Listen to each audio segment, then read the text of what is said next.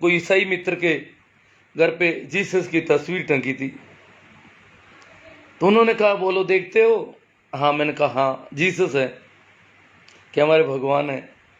मैंने कहा हाँ, लगते भी भगवान की तरह हैं। अब हमारे घरों में तो ऐसे लोगों के फोटो टंगे हुए पड़े हैं, इनके एक हाथ में तलवार है, एक हाथ में भाला है, एक हाथ में खंजर है, एक हाथ में त्रिशूल है, हाथ ही पता नहीं कितने हैं, और रक्त से सने हुए सिर लिए घूमती है देवियां।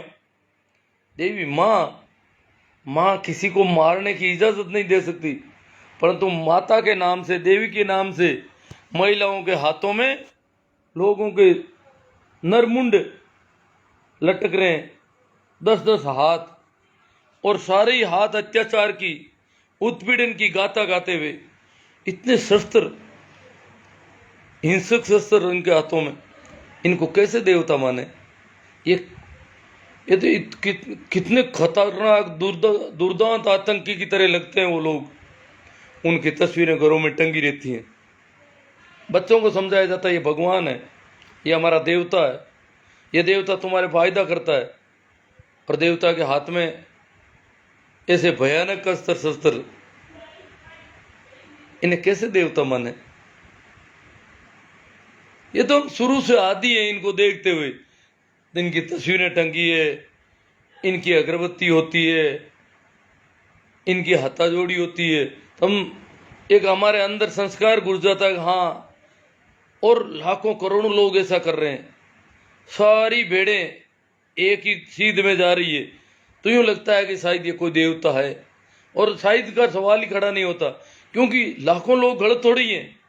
एक ये भी तो प्रजातंत्र का तकाजा भी यहाँ काम करता है। इतने लोग गलत थोड़ी हो सकते हैं, इतने लोग बेवकूफ या मूर्ख नहीं हो सकते।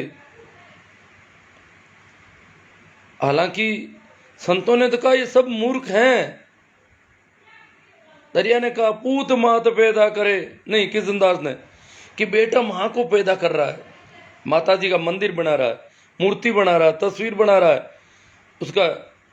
उसकी स्थापना कर रहा है।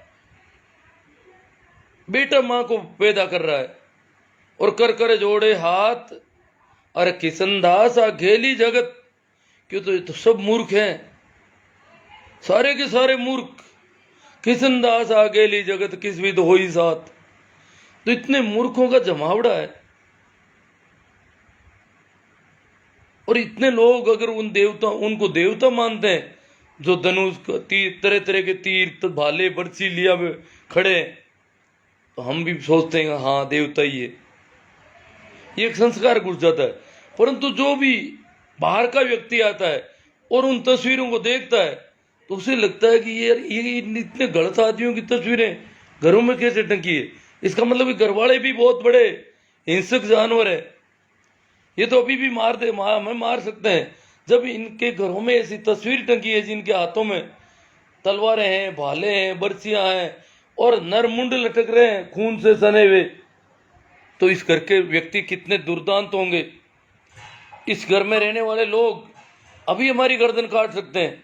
ये तो गर्दनों वालों की फोटो लगा रखी है इन्होंने, कटे हुए नरमुंड है इनके हाथ में लटक रहे हैं। तो जो तथाकथित देवता है, सबके पास हिंसक शस्त्र, इनको देवता कहते हैं हम। तो रामास्वामी ने कहा कि ये देवता है तो फिर इनके पास हिंसक अस्त्र शस्त्र क्यों? सवाल खड़े किए उन्होंने।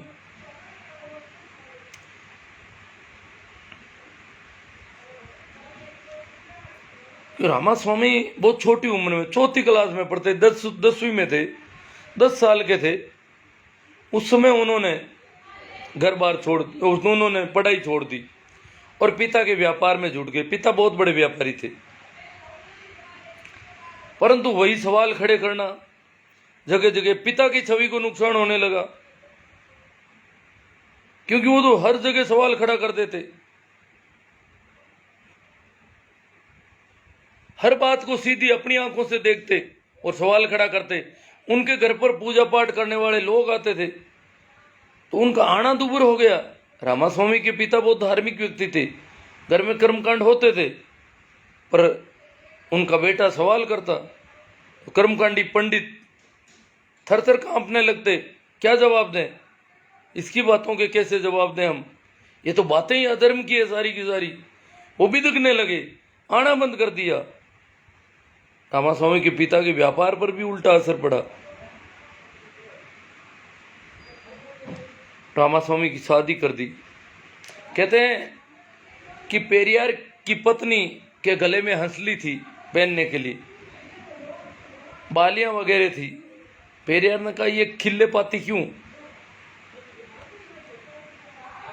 मैं बता दूं, मैं भी इसके सख्त खिलाफ रहा हूं सदैव, परंतु मेरा अपना अलग हिसाब है। मैं सिर्फ मेरे तक सीमित हूं। मैं परिवार के किसी भी व्यक्ति के ऊपर मेरे विचार थोपने अत्याचार समझता हूं। उनकी स्वतंत्रता में बाधक समझता हूं अपने आप को। मैं किसी को परतंत्र बनाने का जिम्मा अपने ऊपर नहीं ले पाता, इसलिए मैं किसी को कुछ कहता नहीं हूं। हालांकि मेरे शादी के समय जो सोने की चेन डाली गई थी वो मैंने कभी गले में नहीं डाली, जो मुझे उपहार रूप में मिली। और किसी प्रकार के खिल्ले पाती कि मैं चर्चा भी नहीं करता, इनका महिमा मंडन भी नहीं करता। इनकी क्या महिमा गानी? पर रामास्वामी ने अपनी पत्नी की हंसली निकलवा ली। निकले हुए गहनों पर तो मैं भी क्या है कि ये जो बेड़ियां होती थी चांदी के कड़े हमारे घरों में, और बिना चांदी के कड़े की कोई महिला रह ही नहीं सकती। इस पूरे इलाके में कोई थी नहीं, सबको पहनने ही पड़ते अनिवार्य रूप से। और कहावत यहां तक चल पड़ी, जैसे विधवा के बहुत अपशुकुन मान दें, विधवा से भी ज्यादा अपशुकुन अगर किसी के पैर में कोई कड़ी नहीं हो तो उसके माने जाते। कहते थे कि रंडी मिल जाए पर बंडी नहीं मिलनी। मतलब विधवा भले ही मिल जाए सामने, परंतु जिसके पैरों में कुछ पहना हुआ नहीं है वो नहीं मिलनी चाहिए। और पैरों में कड़े थे चांदी के बड़े बड़े, बेड़ियों की तरह। मैंने कहा आप कहते हो ये सुंदर है, ये कैसे सुंदर है? ये तो बेड़ियां हैं सीधी सीधी। ये तो आप हजारों लाखों लोग पहनते हो तब आपको लगता है ये गहना है। मैं कहानी कहा करता था, बेस्टिल की जेल, जो लुई 16वां था फ्रांस का, लुई 16वां को जब पदच्युत किया गया, एक विलासी राजा था। फ्रांस की राज्य क्रांति आपने सुना होगा। फ्रांस की राज्य क्रांति 1789 में होगी शायद। फ्रांस की राज्य क्रांति में राजा को राजगद्दी से उतार दिया गया और राजा की जेल में पहले के कुछ क्रांतिकारी जेलों में थे, बहुत बचपन में डाल दिए गए थे जेलों में। उनको जो बाहर निकालने की बात हुई तो बाहर जाना नहीं चाहते थे, क्योंकि वो बचपन से जेल में थे और जेल उन्हें राजमहल की तरह लगती थी। जेल छोड़ने को कुछ लोगों को जबरदस्ती निकाला तो वो वापस भाग करके अंदर चले गए, क्योंकि वो बाहर की हवा उन्होंने देखी नहीं।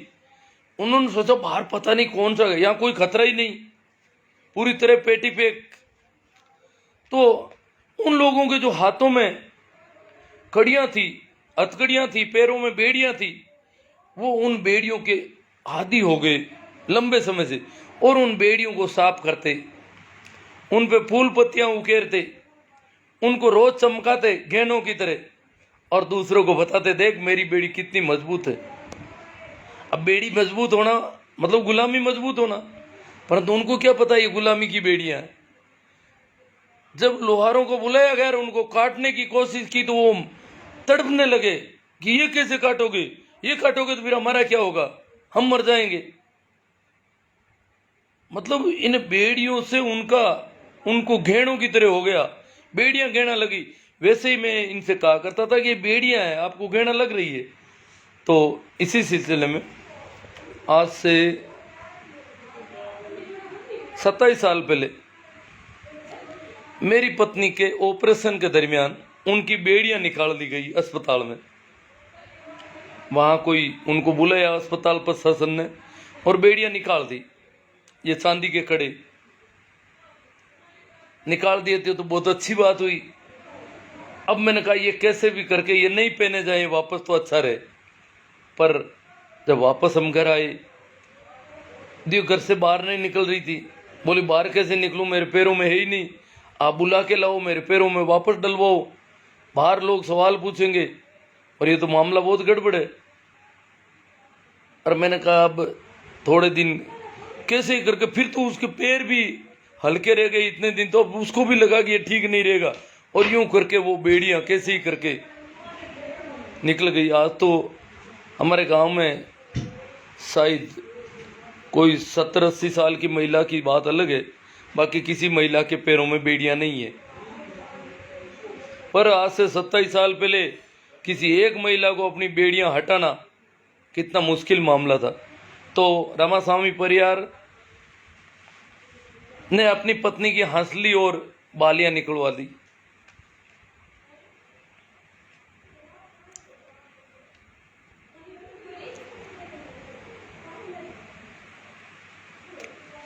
पिता से उनके मतभेद बढ़ने लगे, परिवार के बाकी लोगों से भी मतभेद, बाकी लोग सारे किनारा करने लगे। पिता को समझा दिया, दूसरे लोगों में माँ वगैरह ने कहा ये बैठेगा नहीं, पूरे समाज में हमारी बेइज्जती, व्यापार में नुकसान, और ये सारे देवताओं की उल्टी सीधी बातें, धर्म की सारी उल्टी सीधी बातें, शास्त्रों को जलाने की बातें, ये कैसे चलेगा। तो घरवाले लड़ने झगड़ने लगे बुरी तरह। रामास्वामी घर से छोड़कर निकल गए, सन्यासी बन गए, साधुओं की जमातों में फिरने लगे।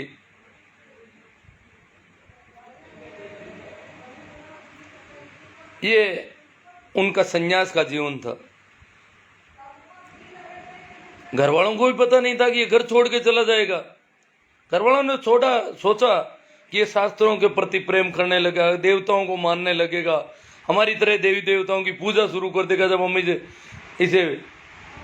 इससे लड़ेंगे झगड़ेंगे तो ये ठीक हो जाएगा। उल्टा वो तो घर छोड़ के चला गया।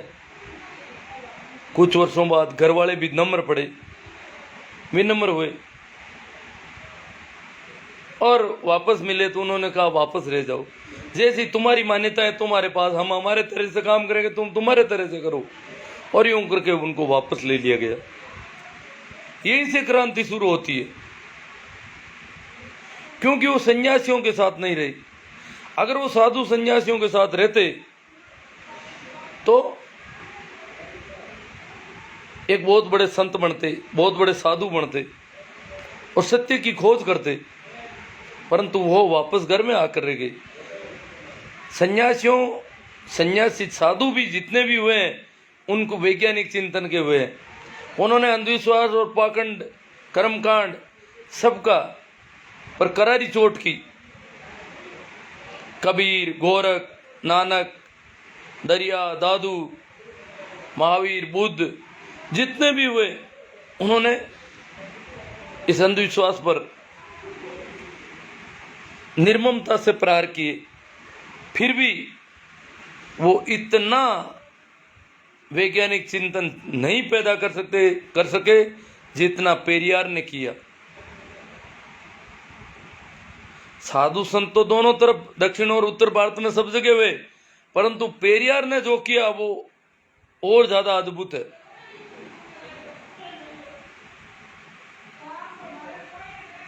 हमारे देश में बहुत साधु संत हुए और उन सब ने शास्त्रों की, देवी देवताओं की, मूर्तियों की, पूजा पाठ की, कर्म कांड की का खंडन किया, उस पर चोट की, करारी चोट की, और उनके साथ लोग हुए लाखों।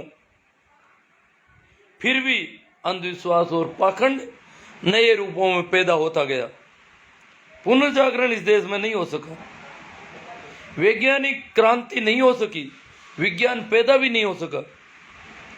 यूरोप हमारी तरह ही अंधविश्वासी था, पाखंड का बोलबाला था। पोप और पादरी क्षमा पत्र भेजते थे, पाप क्षमा पत्र, परंतु वहां पर पुनर्जागरण हुआ। पुनर्जागरण धार्मिक नहीं था, पुनर्जागरण एक तरह से वैज्ञानिक आंदोलन था और उसने धर्म के ऊपर सवाल खड़े कर दिए और लोग एकदम से विद्रोही हो गए। अगर पुनर्जागरण धार्मिक लोगों ने किया होता तो पाखंड और अंधविश्वास के नए तरीके निकल जाते, परंतु वो लोग अलग थे, उनका चिंतन शुद्ध था, वैज्ञानिक था, धर्म से कोई लेना देना नहीं था, और उन्होंने अंधविश्वास और पाखंड को जड़ से नष्ट कर दिया। तभी तो विज्ञान पैदा हुआ। आज मैं और आप ये जो फोन लिए बैठे हैं, ये पश्चिम की देन है, ये उस पुनर्जागरण की देन है। अगर यूरोप में पुनर्जागरण नहीं होता, हमारे पास फोन तो दूर, बिजली का बल्ब भी नहीं होता। सुई से लेकर के हवाई जहाज तक सारे आविष्कार उस पुनर्जागरण की बदौलत हुए। सारे आविष्कार पश्चिम में हुए, क्योंकि वह पुनर्जागरण हो गया। अंधविश्वास और पाखंड मटिया मेट कर दिया गया। तो वैज्ञानिक चिंतन हमारे देश में भी अगर देखा जाए तो मेरी मान्यता है कि उत्तर भारत और दक्षिण भारत में जो वैज्ञानिक चिंतन का अंतर है, उसका सारा श्रेय एक आदमी पेरियार को जाता है। पेरियार की वजह से दक्षिण भारत उत्तरी भारत की वनिस्पत काफी वैज्ञानिक है, काफी तकनीकी है, काफी तर्क और बुद्धि से बात करता है। उत्तर भारत की तो हालत खराब है अगर देखा जाए तो। हाँ, राजनीति है यहाँ पर, क्योंकि राज पर तो कब्जा है उत्तर वालों का, परंतु वैज्ञानिक चिंतन, टेक्नोलॉजी, विज्ञान की पढ़ाई, ये सारा दक्षिण में उत्तर के बजाय कई गुना ज़्यादा है। और इसका श्रेय जाता है पेरियार स्वामी को, क्योंकि वो एक धार्मिक व्यक्ति नहीं थे, एक तरह से वो पुनर्जागरण वाले ही व्यक्ति थे। आंदोलन का कितना चला, परंतु उत्तर और दक्षिण में जो फर्क डाल गए वो पेरियार डाल गए। पेरियार के जीवन पर थोड़ी बात करता हूं। पेरियार वापस घर आ गए। बहुत सारे लगभग 30-40 संगठनों से वो जुड़ गए, जो उनको ठीक लगा उनसे जुड़ गए। फिर उनका कांग्रेस से जुड़ना हुआ, तो उन्होंने सभी से त्याग पत्र दे दिया और कांग्रेस के साथ हो गई। कांग्रेस के असहयोग आंदोलन 1920 में कूद पड़े। असहयोग आंदोलन में दक्षिण में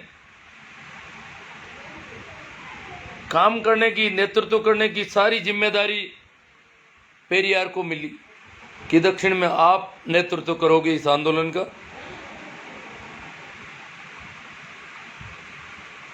कांग्रेस ने नशाबंदी आंदोलन चलाया। ये घटना है कि जब नशाबंदी आंदोलन चलाया उस समय इनके बगीचे में ताड़ के 1000 वृक्ष थे। कांग्रेस शराबबंदी के पक्ष में थी, पेरियार भी शराबबंदी के पक्ष में थे कि शराब बंद होना चाहिए, परंतु शराब जिस ताड़ी से बनते हैं, जिस ताड़ के वृक्ष से बनते हैं, वो ताड़ की इनके खेती थी, बगीचा था। 1000 पेड़ इन्होंने हाथों हाथ कटवा दिए सारे।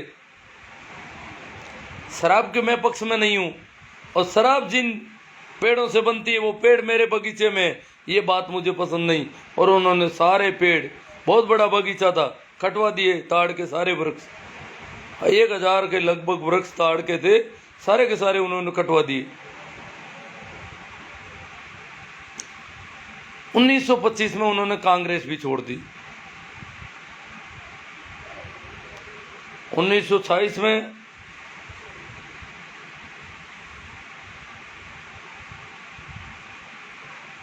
वो जस्टिस पार्टी से जुड़ गए।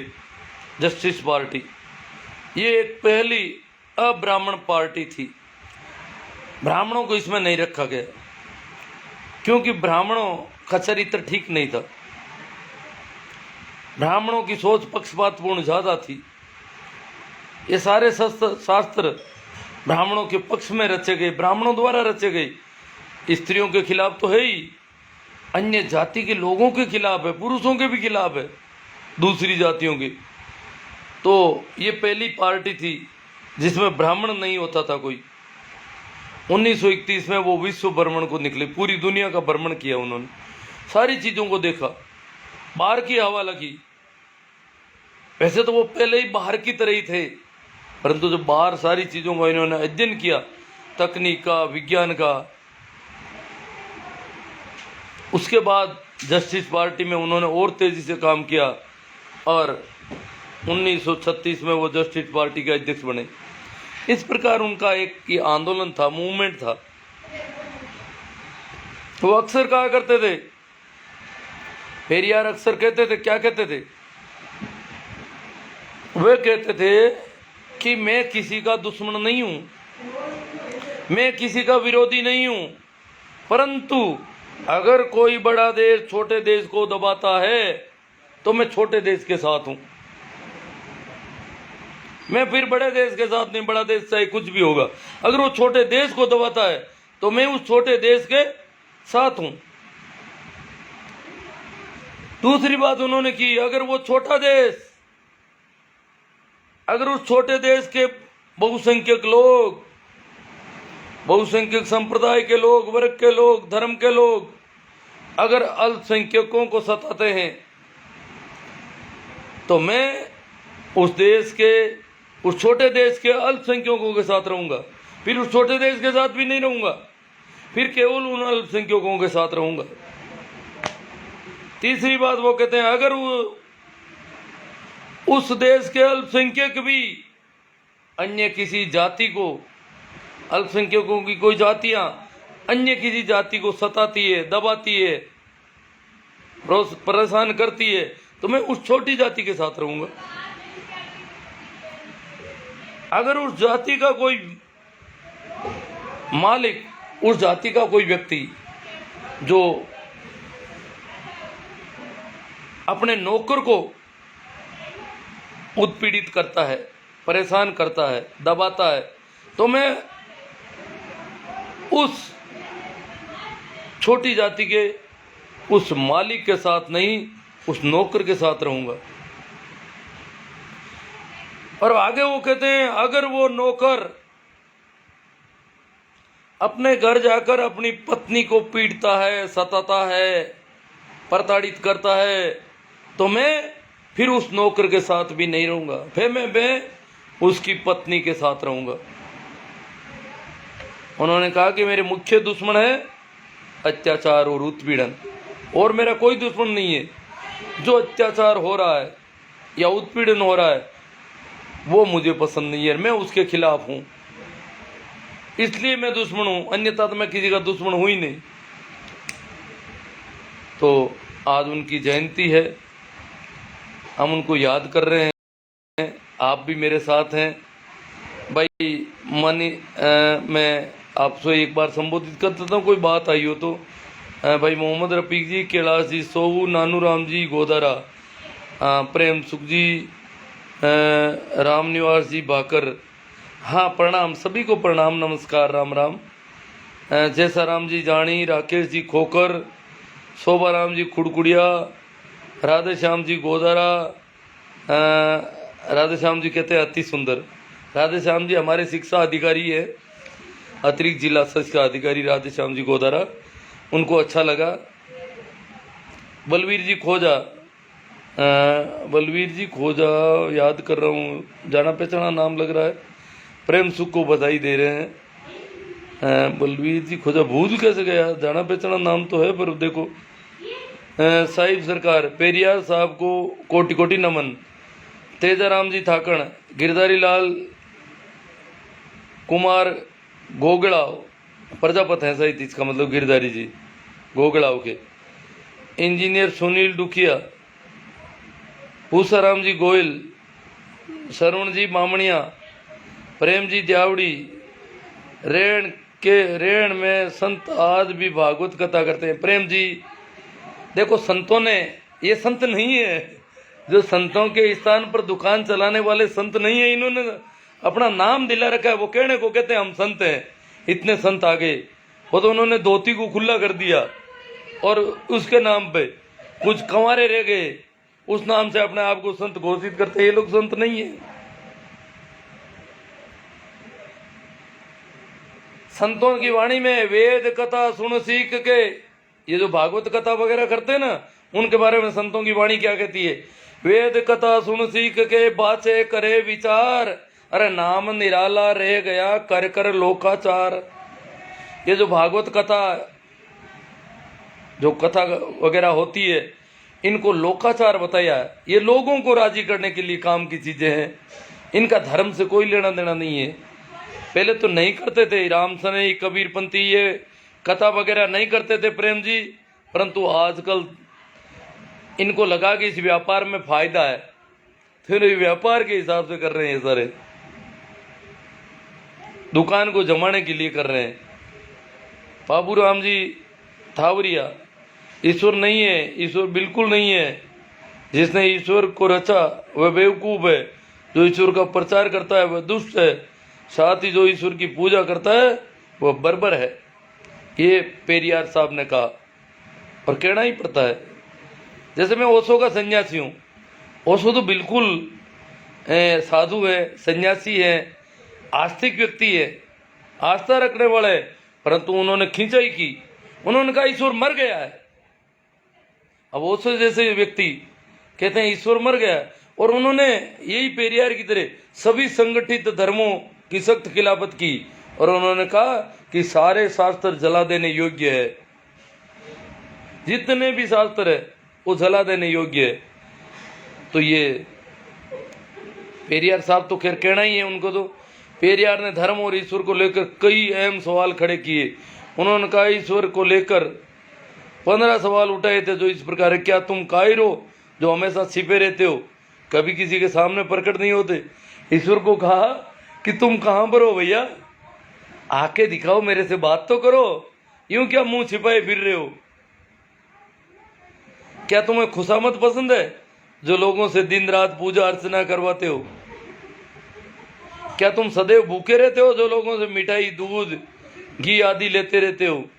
क्या तुम मांसाहारी हो जो लोगों से निर्बल पशुओं की बलि चढ़ाते हो। क्या तुम सोने के व्यापारी हो जो मंदिरों में लाखों टन सोना बनाए दबाए हुए बैठे हो। क्या तुम व्याभिचारी हो जो मंदिरों में देवदासियां रखते हो। ये मंदिरों का यही धंधा था। ये वेश्यावृत्ति भारत में मंदिरों से पैदा हुई।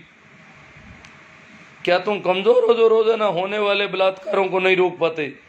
क्या तुम मूर्ख हो जो दुनिया के देशों में गरीबी भूखमरी होते हुए भी अरबों रुपयों का अन्न दूध घी तेल बिना खाए पिए नदी नालों में बहा देते हो। क्या तुम बेरे हो जो बेवजह मरते आदमी बलात्कार होती मासूमों की आवाज नहीं सुन पाते।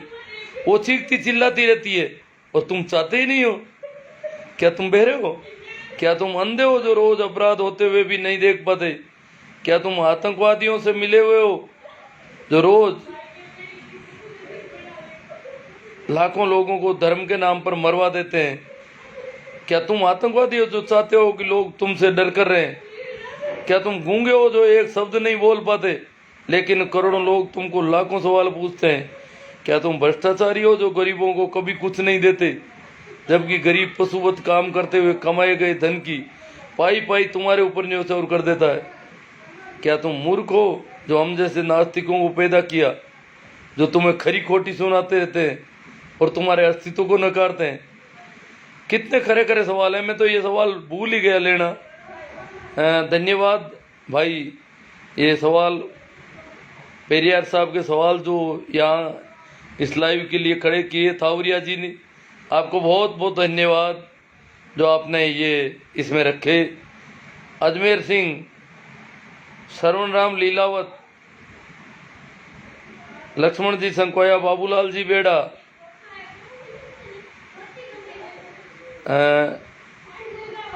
महेंद्र कुमार जी बाजोली, महेंद्र सिंह जी, नरेंद्र कुमार जी गांधी, पप्पूलाल जी पंवार, ये शायद भाउंडा वाले होंगे, मनोज जी परियार ओडिंट। हाँ धन्यवाद, आपको भी धन्यवाद कि आप इसका प्रसारण बढ़ा रहे हो। अमरा राम जी गुजर, बाबूलाल जी बेड़ा, नारायण राम जी, इनको भी सुंदर लगा। अंकित कुमार जी बोध, महामानव की जयंती पर नमन।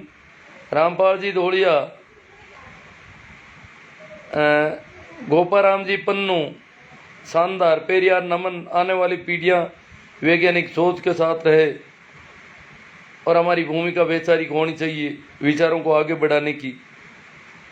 जगराम सिंह जी, बजरंग लाल जी सीला, धीरेन्द्र जी मूंदलिया, पी के ह्यूमन, रामलाल जी धोलिया। लेकिन चेले इन महापुरुषों की झूठी जीवनी लिखकर सत्यानाश कर देते हैं। हाँ चेलों का तो ये धंधा है। हाँ पी के ह्यूमन कह रहे हैं हाँ लेट हो गया, हाँ लेट हो गया। अब बजरंग लाल जी कह रहे हैं कि गाय मर रही है, भगवान विष्णु बचाने नहीं आ रहे हैं। तेजाराम जी हुड्डा, अब माँ मर रही है, भगवान को शर्म नहीं आती है। हाँ सभी को नमस्कार, प्रणाम, राम राम। ठीक है, पर्याप्त है, जितना हुआ